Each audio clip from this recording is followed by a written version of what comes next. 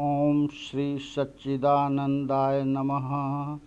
एक रोज़ इरशाद हुआ कि जब हमारी उम्र करीब 9 बरस की थी, उस वक्त एक रोज़ सत्संग में यह तज़किरा यानी चर्चा हुआ कि अक्सर साधु महात्मा को ऐसी सिद्धि हो जाती है कि गुटका मुंह में लेकर इस स्थूल शरीर सहित आकाश में उड़ने लगते हैं।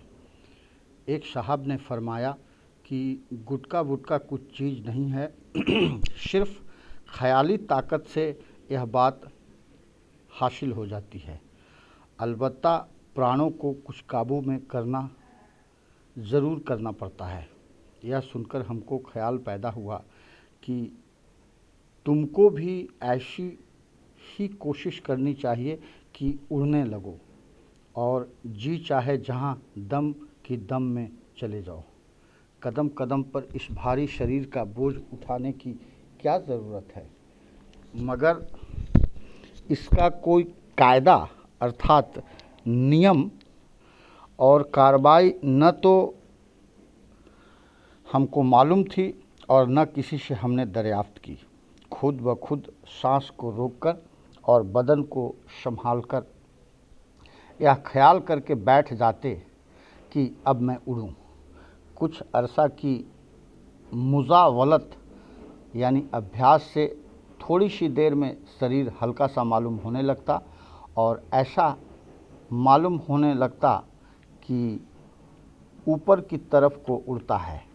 चंद रोज़ की मशक से तो शरीर ज़मीन से ऊपर उठने लगा। थोड़े रोज़ और कोशिश की तो फिर क्या था, एक मंजिल मकान तक जाने लगा।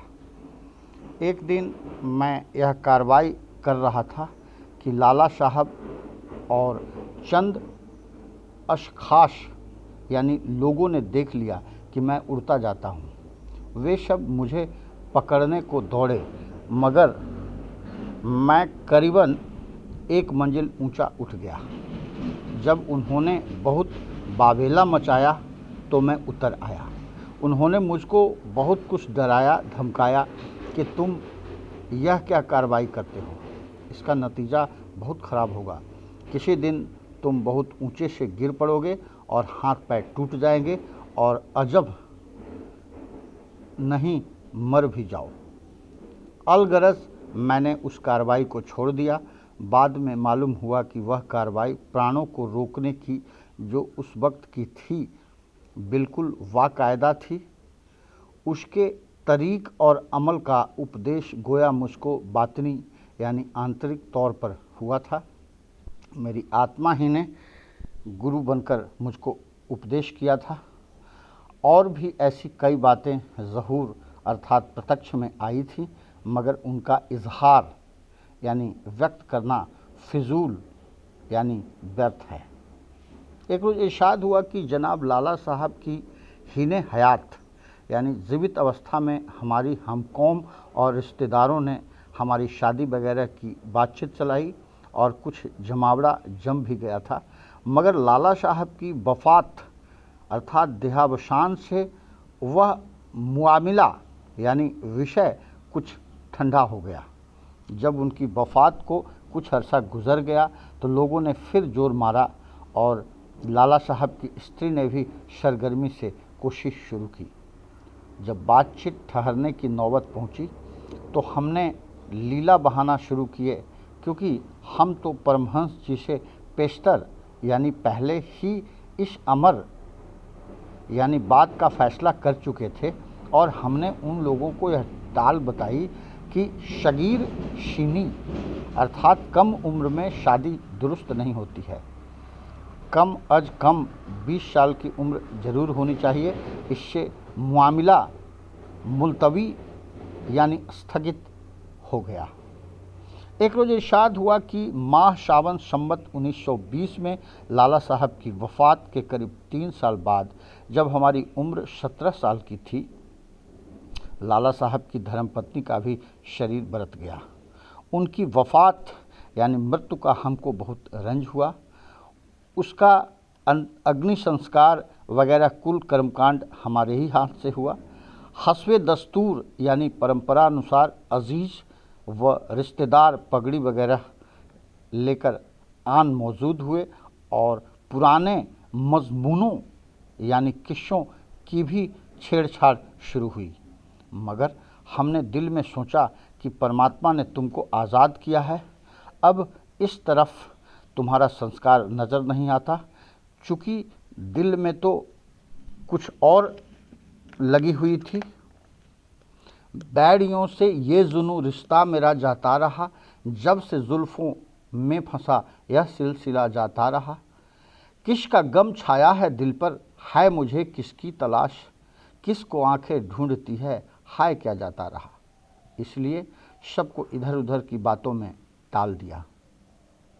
एक रोज इरशाद हुआ कि परमहंस जी के उपदेश के मुताबिक यानी अनुसार हमारी वातीन यानी आत्मिक कुल कार्रवाई हो चुकी थी।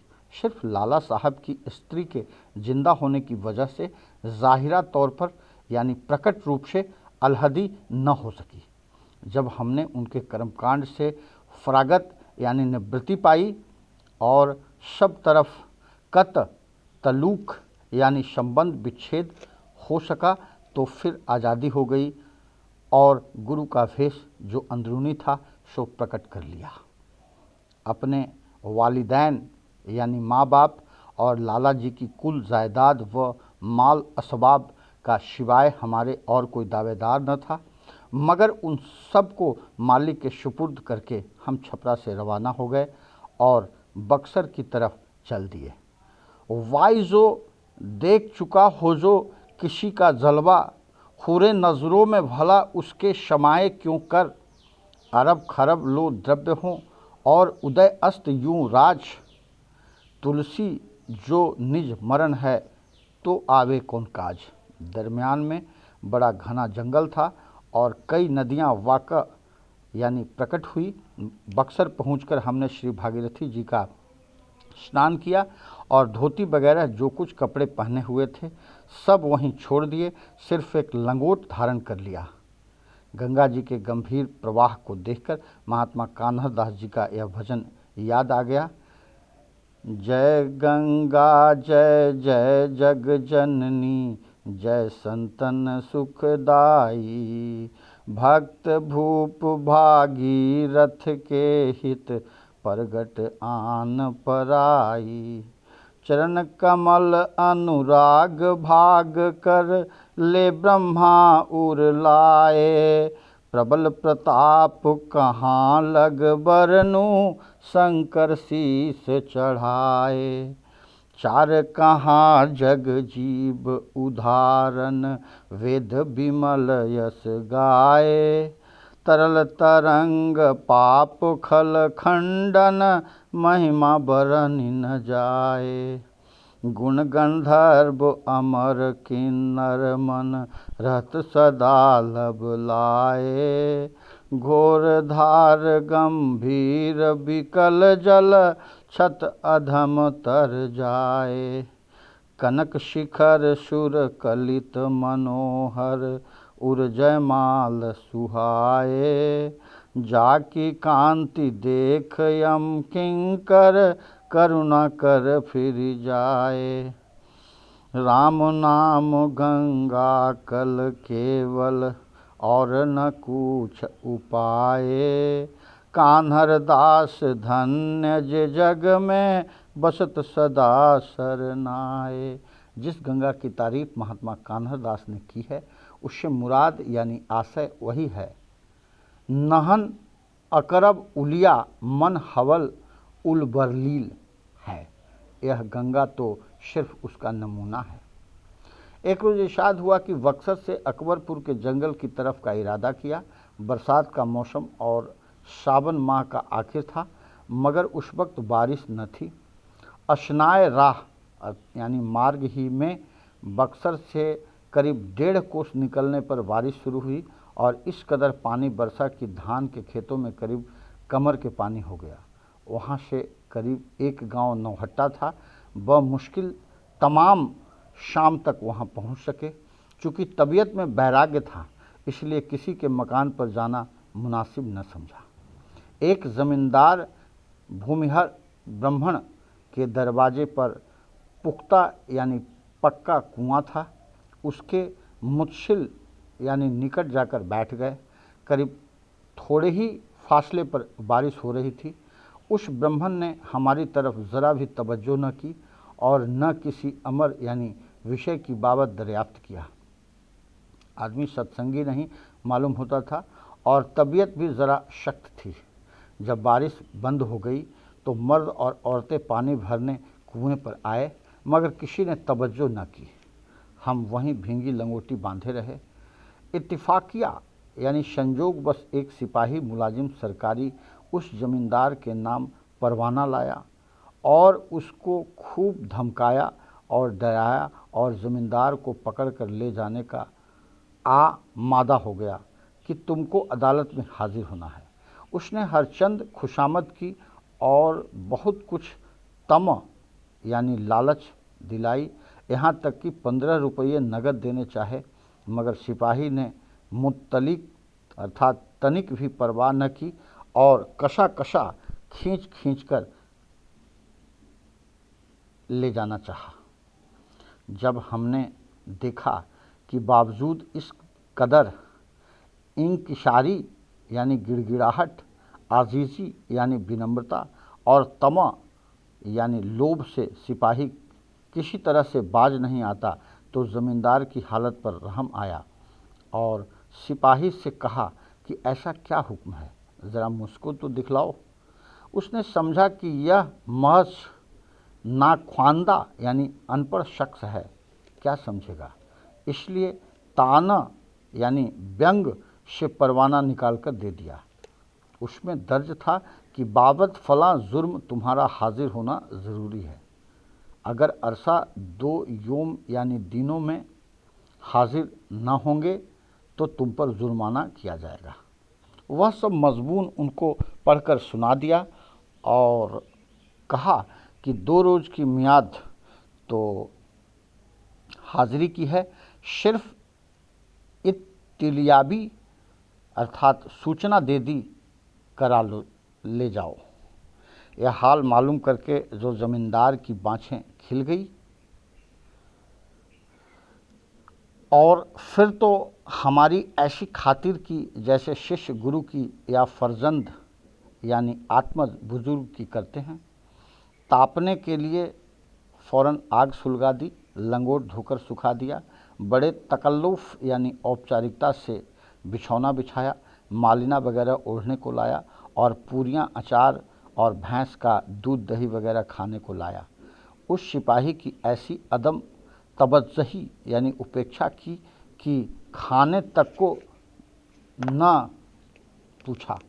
अब हमको ख्याल हुआ कि तुमको तो आकफियत अर्थात कृपा हो गई, मगर उस बेचारे सिपाही पर जुल्म हुआ। यह कार्रवाई तो बेजा यानी अनुचित है, उसका मुफ्त दिल दुखेगा। हमने ज़मींदार को समझाया कि भाई इन लोगों का यही पेशा है। बहुत कहने सुनने से पानी तंबाकू की पूछी, मगर उसके जुल्म से बहुत परेशान था। आखिर हमने अपने खाने में से सिपाही को खाना और बिस्तर वगैरह ओढ़ने बिछाने को दिया। एक रोज़ इरशाद हुआ कि नौहट्टा गांव में ब्राह्मण के बहुत इशरार यानी आग्रह से 2 रोज़ क़याम यानी निवास किया। जब रवाना होने लगे तो गांव वालों ने हमको पालकी में बिठाकर रवाना किया। कुछ दूर जाकर हमने पालकी वापस कर दी और करीब 2 कोस चलकर हमने लंगोट वगैरह भी फेंक दिया और बिल्कुल नग्न हो गए। तने उरियानी से बेहतर नहीं दुनिया में लिबास, ये वो जामा है कि जिसका नहीं सीधा उल्टा। अर्थ, नग्न देह से उत्तम दुनिया में कोई वस्त्र नहीं। यह ऐसा कपड़ा है जिसका कोई उल्टा सीधा नहीं है। माटी ओढ़ना, माटी बिछौना माटी का सिरहाना है। माटी का कलबूत बनाया, माटी में मिल जाना है। बाद अज़ां यानी इसके बाद टेरी घाट होते हुए जानिब दक्षिण मुकाम तिलौथू गए। तिलौथू में थाना के मुक्तसील यानी निकट क़याम रहा। वहाँ से जंगल बहुत करीब था। एक शौ यानी रात उठकर वहाँ से जंगल की तरफ चले गए। क्या देखते हैं कि चांद की तरह पर एक रोशनी ज़मीन में नज़र आ रही है और 1 फरलांग तक फैली हुई है। उसका कतर यानी व्यास करीब 10 गज के था, मगर यह ना मालूम हुआ कि यह प्रकाश कहाँ से और किस चीज़ से नमूदार यानी प्रकट होता है। 2-4 बरस के बाद जिक्र मज़कूर यानी उक्त चर्चा हुआ तो मालूम हुआ कि सांप की मणि का प्रकाश होगा, और कई महात्माओं से जिक्र करने पर भी यही साबित हुआ, मगर उस किस्म की कैफियत यानी स्थिति फिर कभी देखने में नहीं आई। एक रोज़ इरशाद हुआ कि मुकाम तिलौथू से अकबरपुर गए। इस जगह जंगल और पहाड़ बहुत हैं और बड़ी फिज़ा यानी प्राकृतिक सुषमा का मुकाम है। यह जगह हमको बहुत पसंद आई और करीब 6 साल यहाँ क़याम यानी ठिकाना रहा, मगर कोई मठ या झोपड़ी बनाकर या किसी गृहस्थी के मकान पर नहीं, बल्कि इसी तरह नग्न और आज़ादाना तौर पर। यहाँ तक कि कोई चीज़ यानी करपात्र भी अपने पास न था। इस अरसा यानी अवधि में हमने मौन धारण कर रखा था, किसी से गुफ्तगू न करते थे।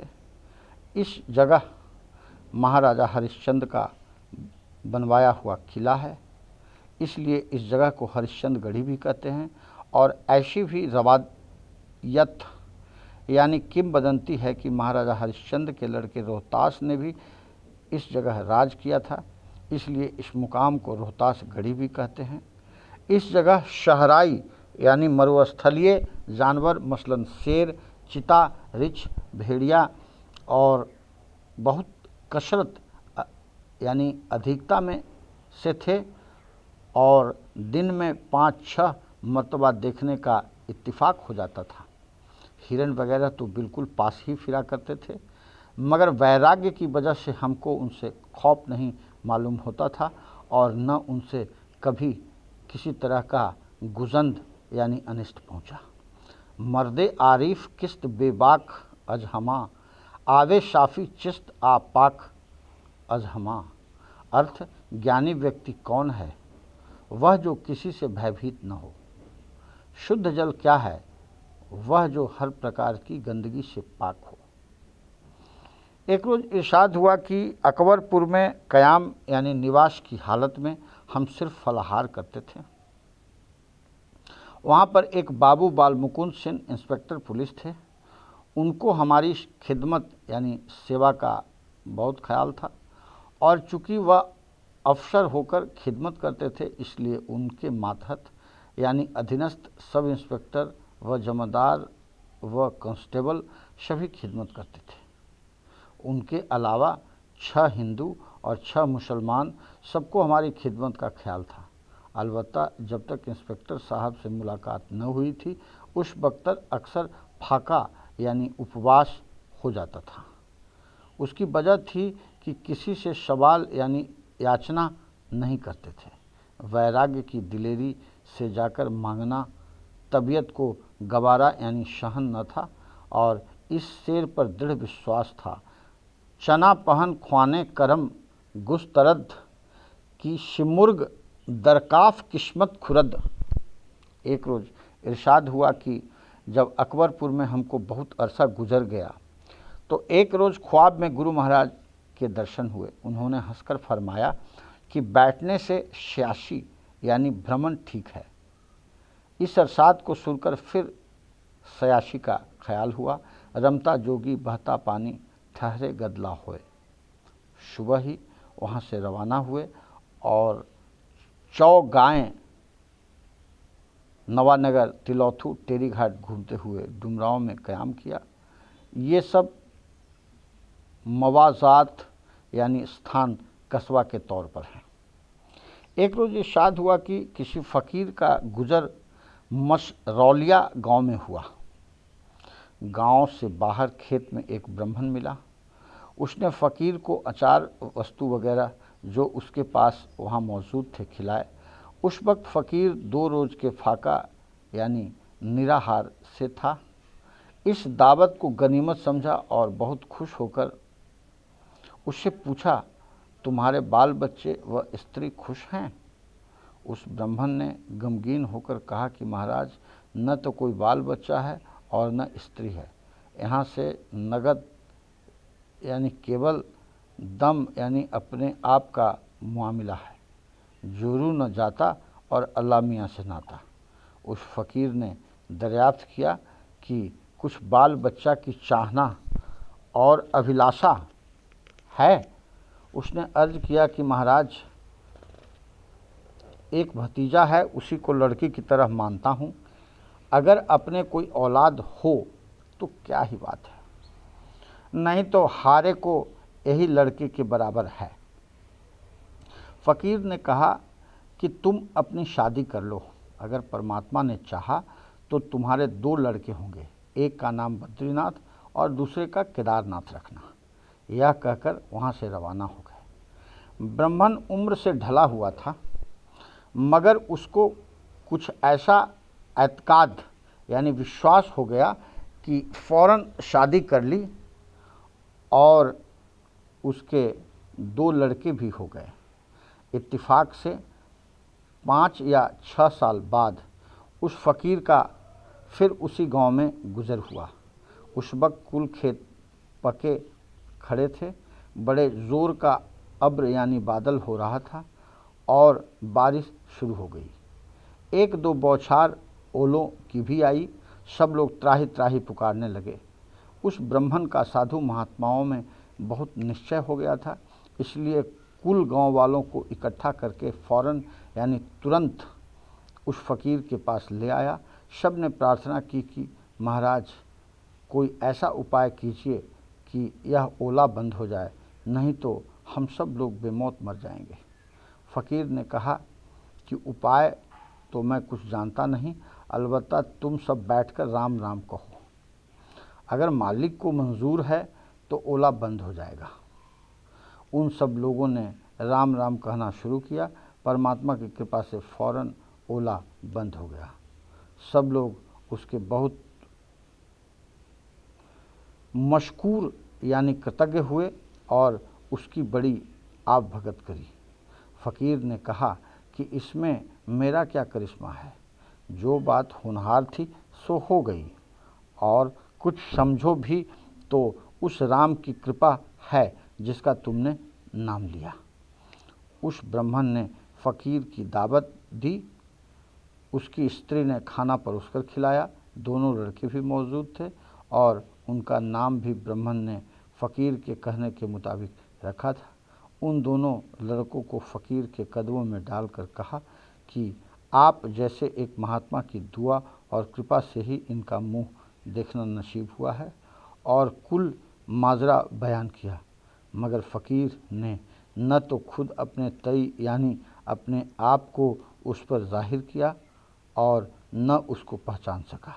यह बयान करके फरमाया कि यह मामलात कश्फो करामात यानी विचित्र करामातों के मुतालिक हैं, मगर आत्मज्ञान और ब्रह्मानंद यानी फ़कीरी और ही चीज़ है। हर कश्फ बरा चेहरा नकावे दिगर अस्त, हर बहर दरी राह शुरावे दिगर अस्त। अर्थ, हर वह बात जो उसके बारे में मालूम हो वह जैसे उसके चेहरे पर एक और नकाब है। हर दरिया में जो इस मार्ग में आए वह एक नई मृगतृष्णा है।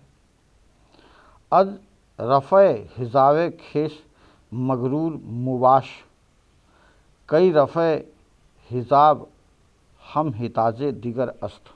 अर्थ, यदि तेरे सामने से कोई पर्दा उठ गया है तो मशरूर मत हो कि इस पर्दे का हट जाना भी एक और पर्दे का पड़ जाना है, बल्कि मुमुक्षु साधक को मालूम होना चाहिए कि सार और असार के विचार और गृह व कुटुंब के त्याग करने से मन निर्मल होकर भगवत स्वरूप का प्रकाश जिस जिस भांति प्रकट व साक्षात हो जाता है, उसी उसी भांति परोक्ष व अभूत बात का जानना और सत्य हो जाना, वचन आशीर्वाद व श्राप और प्राप्त हो जाना, मनोवांछित फल जो कि अणिमा आदि अष्ट सिद्धि प्रसिद्धि की संबंधी हैं, यह सब अधिक हो जाता है।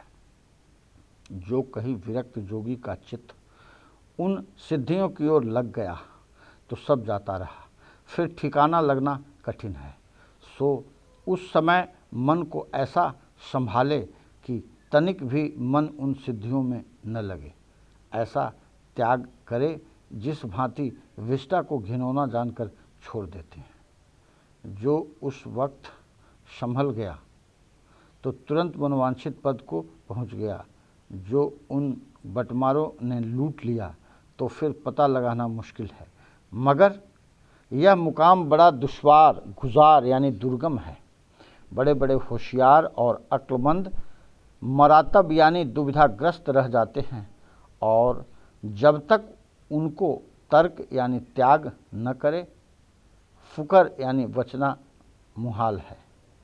चढ़ गजराज चतुरंगनी समाज संग, जित क्षितिपाल सुरपाल में सजत हैं। विद्या पार पढ़ी तीर्थक अनेक कर, यश और दान बहुभांति सो करत हैं। तीन काल में नहाए इंद्रियों को बस लाए, करे उपवास विषय वासना तजत हैं। जोग और जग जप तप अनेक करी, बिना भगवंत भक्त बहु ना करत है। जलें गढ़े बूढ़े उड़ जाएं, पर काया प्रवेश कराएं। और पराये मन की जाने, चलकर क्यों तहाँ मन माने। भूले जहाँ चतुर और ज्ञानी, उनको तजे भक्त तृण जानी। शर्मदे गमे इसके, बुल हवीश राना दिहंत। सोजे दिले परवाना, मगस राना दिहंत। अर्थ, एक शर्मद यानी शायर का नाम प्रेम पीड़ा वासना के पुजारियों को नहीं मिल सकती, ऐसे ही जैसे परमाने की मन की आँख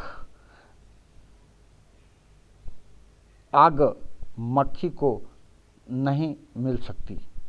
उम्रे बायद की यार आयद वकिनार, ई दौलते शर्मद हमह कश राना दिहंद। अर्थ, माशूक यानी यहाँ माशूक का मतलब प्रभु से है के निकट होने के लिए पूरी उम्र चाहिए, और यह सदैव रहने वाला हर धन एक ही को नहीं मिलता। चाशनी ये दर्दे इश्क काबिले हर शिफला नस्त, जहर अज ख्वाने शाह नामंद रा दिहंत। अर्थ, प्रेम पीड़ा की मिठास एक सी नहीं कि हर तुक्ष को दे दी जाए। राजाओं के दस्तूर ख्वान से यदि जहर भी मिलेगा तो क्या मान्य व्यक्ति को भी मिलेगा। इशरारे मोहब्बत राहर दिल न बदद काबिल, दूर नेस्त बहर दरिया जर नेस्त बहर काने। अर्थ, प्रेम मद के योग्य हर व्यक्ति नहीं हो सकता, जैसे हर दरिया में मोती नहीं होते और हर कान में सोना नहीं मिलता। राकीम वह फ़कीर साहब खुद जाते अकदश यानी परमात्मा लीन ही थे, मगर ऐसी बातों को भी अपनी जात यानी निजत्व से मनसूब यानी शब्बद्ध नहीं करते थे, बल्कि इनको हैच और पोच यानी तुच्छ और त्याज्य समझते थे। खुश शनासी कार वाशद ऐ फला, कार्य दिगर हैचो पोचो व हैच दा। अर्थ, अपने आप को पहचानना ही एक काम है, एक आदमी दूसरे हर काम को व्यर्थ जान। अक्सर की तो यह ख्वाहिश यानी इच्छा होती है, या रब चह खुश अस्त बेदहाँ खंदिदंत, बेवास्तय चश्म जहाँ रादिदन। अर्थ, हे प्रभु, कैसा आश्चर्य है बगैर मुंह के हंसना और बगैर आँख के दुनिया को देखना। वे नशीनों सफ़र कून की बगायत खूब अस्त, बेमिन्नतें पा गर्दे जहाँ गर्दिदन। अर्थ, बैठे बैठे सफ़र कर कि बहुत ही अच्छा है, पैरों का आभारी हुए बिना दुनिया में चारों ओर घूमना।